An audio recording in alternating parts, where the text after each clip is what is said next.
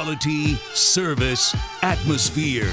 You're next in the chair. Feel at home in the Barbershop. Gbush offers a fresh cut on sports. The Barbershop isn't just grooming for guys. It's culture, it's lifestyle, it's sports. And it's now the Barbershop is giving the sports scene a sheer shave and shine. Join the makeover now. Follow Garrett Bush at Gbush91 on Twitter.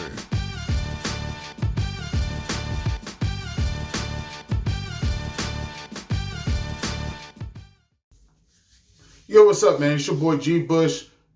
You know what it is. It's the Barbershop. I want to get right off into it, skip the pleasantries, and go ahead and hit the subscribe button. Follow at Gbush91 on Twitter. Follow me on Instagram, Gbush91_ the Barbershop. And just want to let you guys know that finally I will be dropping the much-awaited Barbershop Shopify page. That'll be coming on this Friday. So it'll finally be up. I've been working tirelessly on that. Everybody has been supporting and talking about Gbush. When is it coming out? What are we doing? Where can I get this hat, which is fire? And a lot of my other gear finally coming out. So thanks for everybody for being patient. It's finally coming out. I'm a one-man band doing that. I'm along with, just updating the website and doing a lot of different things with that. So thanks for everybody for supporting that and being anxious and actually even having interest in it. So I want to thank everybody for hitting me up with that. But let's get to this video.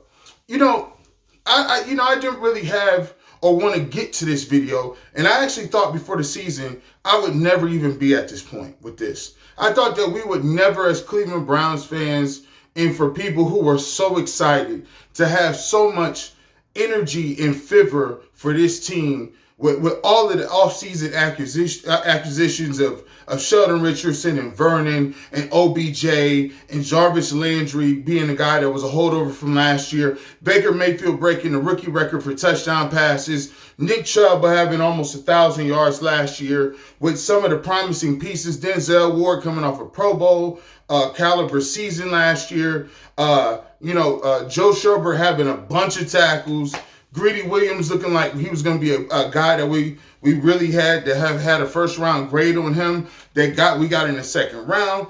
All those crazy things that we had as far as the Cleveland Browns upgrading their talent, what we saw from Freddie Kitchens in the last 8 games. The Cleveland Browns really looked like a team that was poised to at least make a playoff run, at least bare minimum. And so far, we've been plagued by a myriad of things. There's been injuries in the secondary. Demarius Randall has been out multiple weeks. Greedy Williams and Denzel Ward have been out multiple weeks. Christian Kirksey has been out almost pretty much since day one. All those things play into those roles. But if you ask me, the 2 main culprits, and this is, for me, not debatable, the 2 main culprits for the reason why the Cleveland Browns are playing so terrible is A, Freddie Kitchens, who takes the lion's share of the blame, and B, Baker Mayfield's up and down play, mostly down play, inconsistent play this season. Those are the 2 areas, the reason the Cleveland Browns are not playing up to their capabilities. And today, it just goes to show you why that is. Today, of what Baker Mayfield did today was exactly why they're not playing the way they're supposed to play. Baker Mayfield today, a reporter asked him a question. Toni Grossi, who's a well-known reporter in this area, has a Hall of Fame vote in this area. No matter what you think about him, that's indifferent. I'm not mentioning his name to say what the opinion is about, but this is public knowledge. But Baker Mayfield was asked a question by Toni Grossi, and it's a question. He didn't ask me anything about his family. He didn't ask me anything about his personal life. He didn't ask me anything about anything inflammatory. He asked a regular question that any reporter who's just trying to do their job would ask. Baker Mayfield said this. After the blocked field goal at the end of the first half, the 2-minute drive, it seemed like there was a lack of urgency there. Or was something going on? There was a penalty, so we were negative yardage. No, but there was a lot of time between snaps. Well, when the penalty happened, then we're behind the chains. No, stop saying but. I just told you the clock was running and we had a penalty. You want to give them the ball back? No, you don't play. You don't know it. That's just plain and simple. Was I happy with the drive? No, we didn't score points. It's the dumbest question you could ask. What? Jesus, Toni.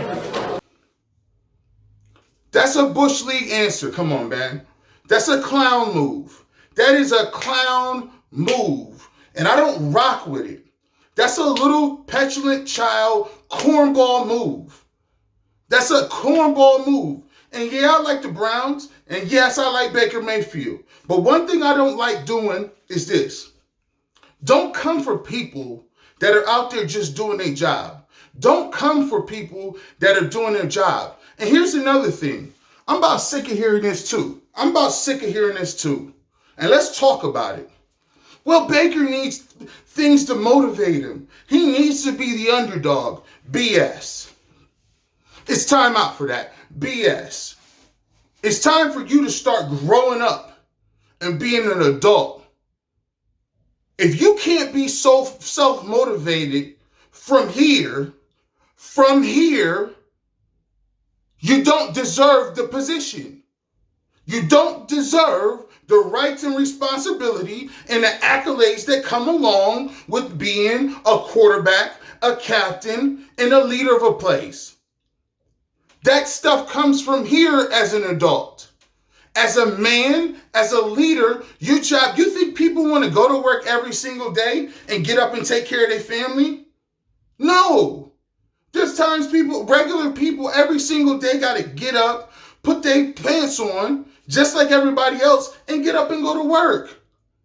What is this stuff with he needs a reason to be motivated? He needs somebody to be against him. He needs some outside force for him to have an axe to grind, for him to play at his optimum level, for him to aspire to be greater. He needs an imaginary adversary? What the heck is that? I'm about tired of hearing that too. I'm about sick of hearing that too. Don't bring that to my forefront, because the Browns ain't never going to get to where they want to go if your quarterback is thinking that way. That's the first thing.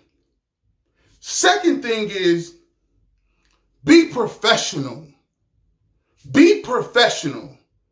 That dude is out there asking questions because it's his job. Understand that that's part of the reason the National Football League is what it is. It's the reason that quarterbacks in this league can make $150 million guaranteed. Why quarterbacks get paid at that highest level. Because the media is granted access and they get insight to the top players, because people in this league, people that want to buy jerseys, and people buy into you and they draft you in fantasy leagues and you get to do those State Farm commercials. Don't be disrespectful to people that are giving access to the fans that then in turn support you, that then in turn they sell television packages for, and then in turn make the league popular, which gives you the ability to make money and take care of your family. Be smart. Don't be entitled, and don't be a jerk. It's not that hard. Listen, babe, I like you, but you're looking like a 12-year-old diva girl, 12-year-old diva right now. And if you don't like it, get better. You storming off because another man asked you a question. Answer the question and keep it moving. At the end of the day, that's what it's about. You 2-5 because of what y'all is doing or lack of what you're doing on the field.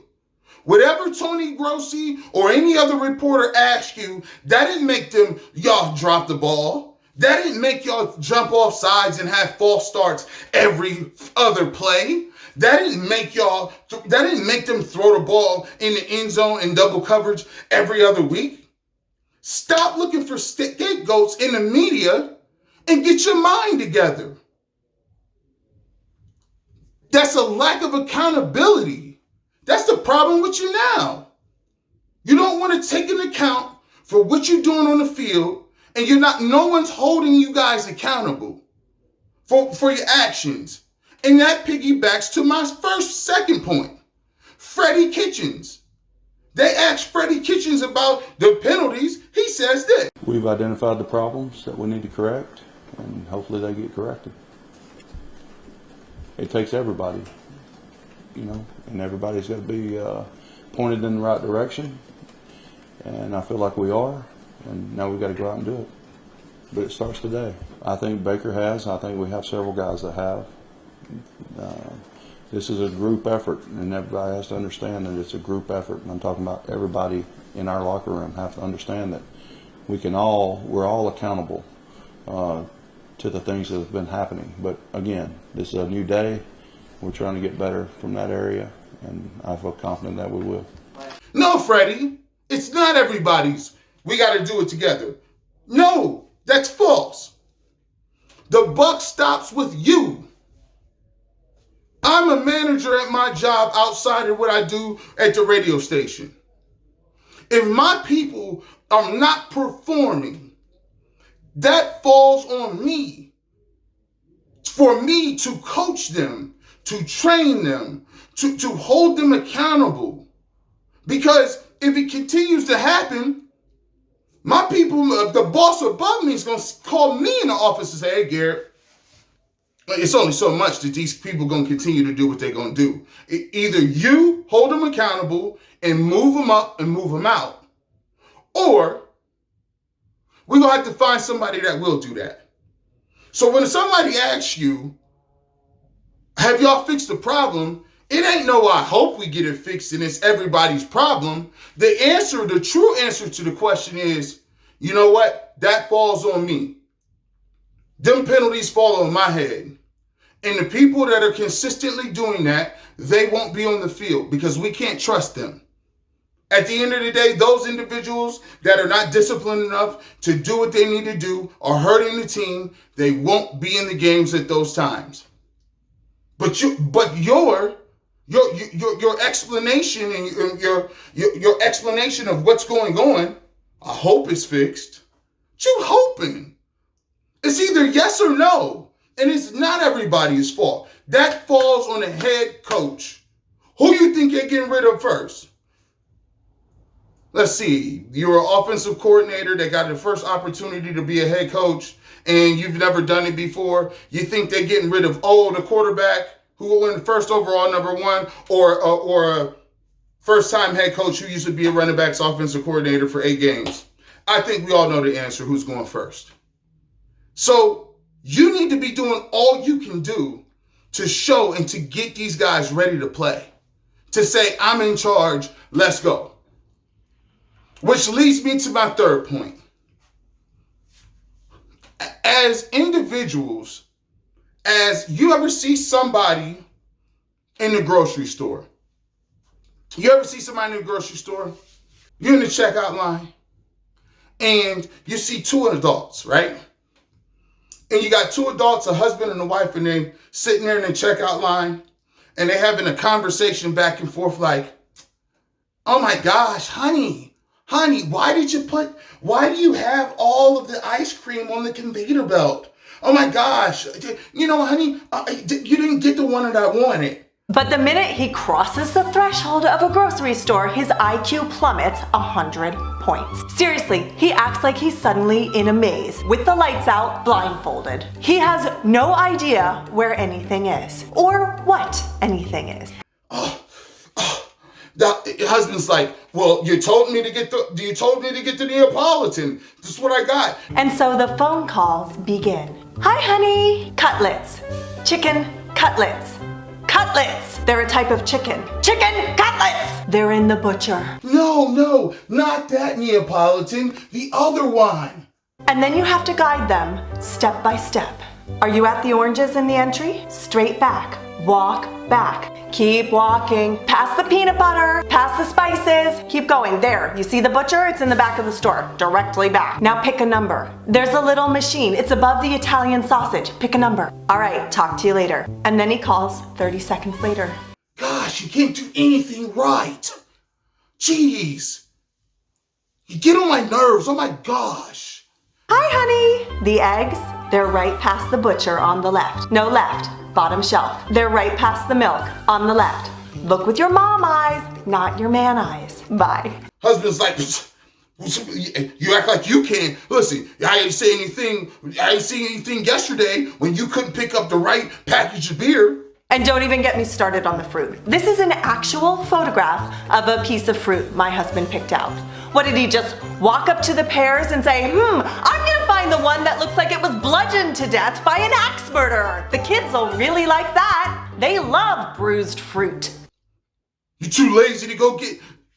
And then he calls again. Hi, honey. The milk? It's right next to the eggs, right where you just were. No, don't pass the cheese. You have to go back, on the top shelf. Okay, see you soon. Going back and forth. Then they got 2 little kids with them. And then 3 hours later, he shows up at home without anything that you asked for. Instead of any staples, he's got bags and bags of snacks and beer. So here's the thing. I don't buy that my husband is an incompetent grocery store shopper. No, sir. I think it's a massive conspiracy that the men of the world are playing on us women. And they're sitting back and forth, looking at them the whole time. And it's working, because if they act incompetent, we won't make them go. What do you need, honey? I'll go to the store. No. Please don't. Because honestly, I would rather go myself than have to walk that man aisle by aisle through the grocery store, only to have him come home 3 hours later with 15 bags of snacks and a bruised pear. They stop arguing. 5 seconds later, you got the brother and sister who break out in all chaos.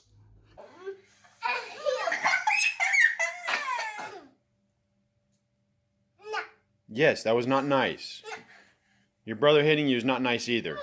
Caden? Back off on the hitting a little bit. No. Yes. I don't mind. And you get the cars. And it's, Mom, tell Johnny to stop hitting me. He's grabbing my arm. No, I didn't. Hey, not by the neck.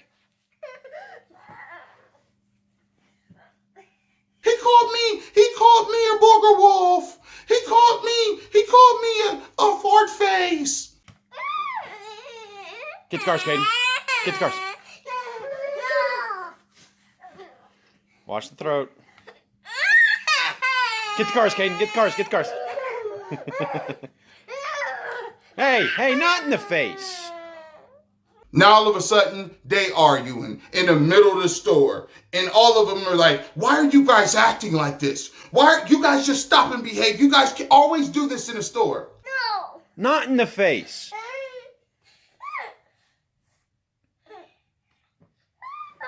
Get the cars. Get the cars, Caden.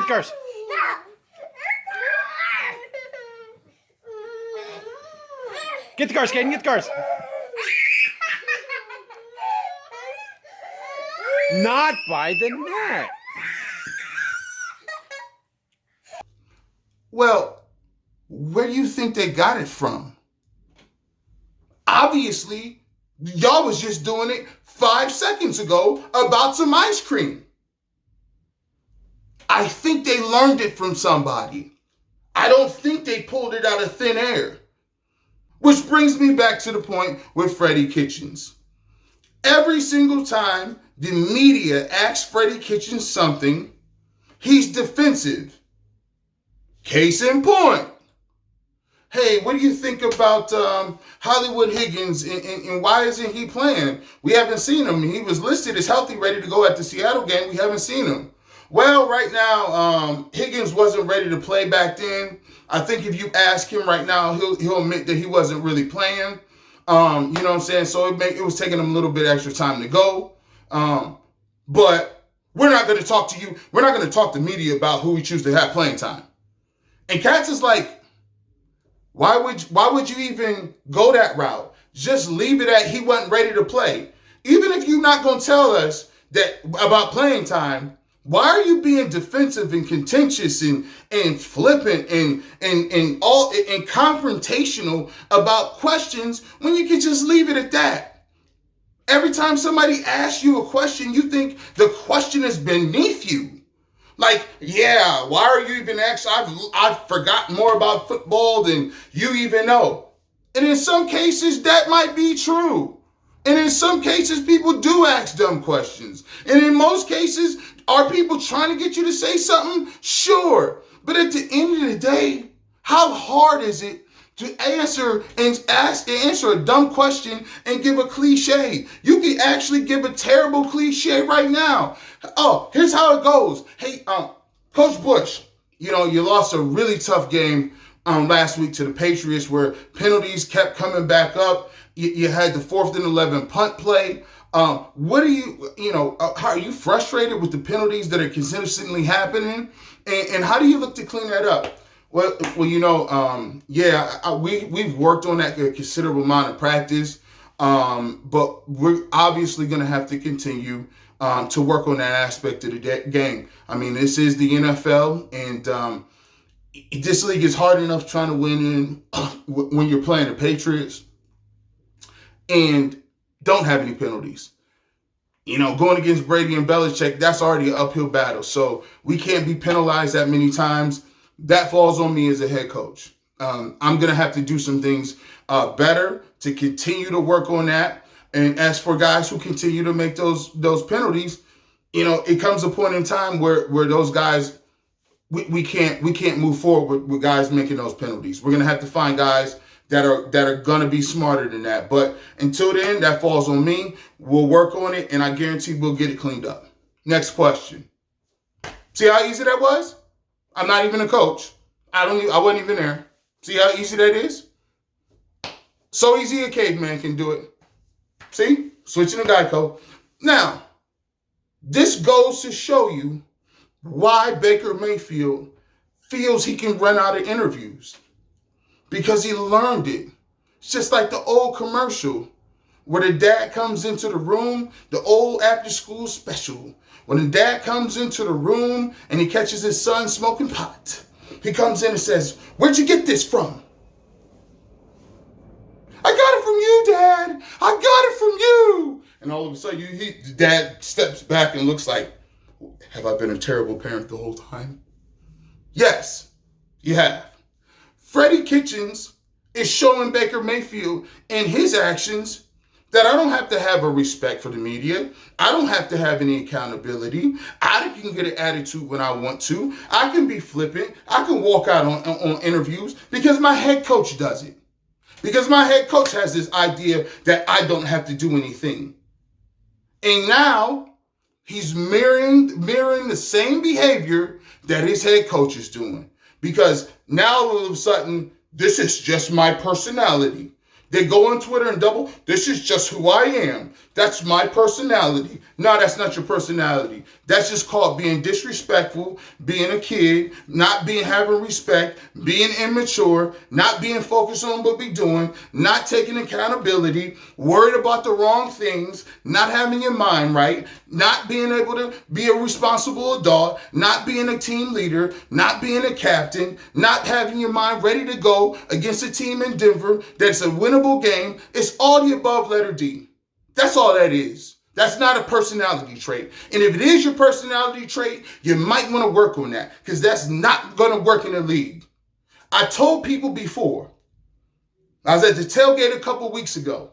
I said there's certain aspects of Baker Mayfield's game that when it's going really bad, remind me of Johnny Manziel. People say, "Oh, gasp. Oh my God, don't say Johnny. Gasp." Backfires. Intercepted. And it's Byard. Who else? Inside the 40 and dragged down at the 35. He had 3 picks in that game I mentioned just a moment ago when they played here 2 years ago. Had 3 picks in this stadium. Now he's got 1 today. Well, and you're going to see Byard right here, the safety at the top of your screen. The ball just kind of gets outside of, it's away from Baker and it's too far. Down to 1. Good protection, and he overthrows the intended target. Beckham. Inside slot. Mayfield, look out, he's going to go down at the 2-yard line. And that's Clay Mack. Pressure from Bosa, and it is intercepted by Richard Sherman. Bosa had the pressure, Sherman with the pick. Fields to throw it out, and Mayfield trying to get away, the ball comes loose, and the 49ers recover, and it's Nick Bosa with the football. he's going to be the guy that's going to knock the ball loose. Everyone else is Armstead, Bosa, but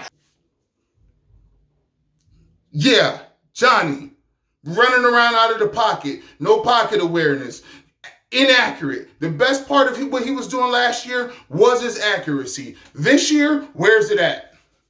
Said I thought I was aggressive. Manziel out of the pocket. Dodges tacklers. Has the first down and a lot more. And he's hit as he went across midfield. Loose ball. He's going to be down. And he's down at the 46. Out of the pocket again. And this time, nowhere to go. Lost the football. Picked up by the Jets. Darrelle Revis with blocking inside the 10-yard line. Cleveland trying to add points before the break. Out of an empty set, Manziel feeling the pressure, extending the play, turning the shoulders, back across the grain and intercepted by Jaquiski Tartt. The rookie out of Sanford on an ill-advised heave from Manziel has his first career interception. to try and force a mistake. Loss of 3 on that pass play. He'll step up in the pocket. He's looking long, middle of the field for Hawkins, and it's incomplete. Broken up by Parrish Cox. Double coverage on Hawkins. That's what we talked about last drive, is he can't make this throw. You got a free safety, Michael Griffin, in the middle of the field. You have great coverage by Parrish Cox. And those are the plays right there that Johnny Manziel has to learn to play another down and not force that ball downfield. I mean, he is so lucky that that ball was not intercepted. Airmailing people, not knowing when to get rid of the ball. The Browns offensive line is 10th in hits. It's middle of the road. It's not a crazy, terrible offensive line. But somehow we've been sold that it's the worst offensive line in football. It's not. Now, off the field, he's walking out of interviews. So, I mean, don't get me wrong. He's not going to Vegas in a costume, in a disguise, in a trench coat. But walking out of interviews, that's Johnny-ass behavior. No accountability, and that's not what we're looking to have. At the end of the day, he's going to have to get his stuff together. I'm telling you right now. And if you're John Dorsey, you better listen and listen closely. The Browns season is all about Saturday. Or excuse me, Sunday. Brown season is all about Sunday. You lose that game, Freddie Kitchens is done. Finished. You're 2-6. The team is the most talented team they've ever had, and you're 2-6. And your quarterback has regressed. You might want to start getting on the phone with Lincoln Riley. Ain't in a hurry. As always, I'm going to keep it 100. I am nobody's water boy. I'm not carrying water, soda, Kool-Aid, Capri Suns, orange juice, tap water, sparkling soda, seltzer for nobody. What Baker Mayfield did was a sucker move today, and it needs to be called out. That's what I do. Do I still root for him on Sunday? Yes. This is what politicians need to be. Look at this blog. Look at this blog. This is how politicians need to act. Two things can be mutually exclusive. I can root for somebody. I can be part of a community. I can be a Republican or a Democrat, and I can still call people out. I'm not indebted to any of you. I don't have to die for any of you. I can say, yes, I appreciate you and can root for you, but I can also call you out when you're demonstratively wrong. Like, it is what it is. Take notes, people. Hit the subscribe button. Stop being lapdogs for people you like. Be a man, step up, and call stuff out. It's the Barbershop. You've been locked in with Gbush in the Barbershop. Feel free to take a look at some of our other videos linked here, and also subscribe to our channel so you never miss any of our updated content coming out regularly. Thanks again for listening.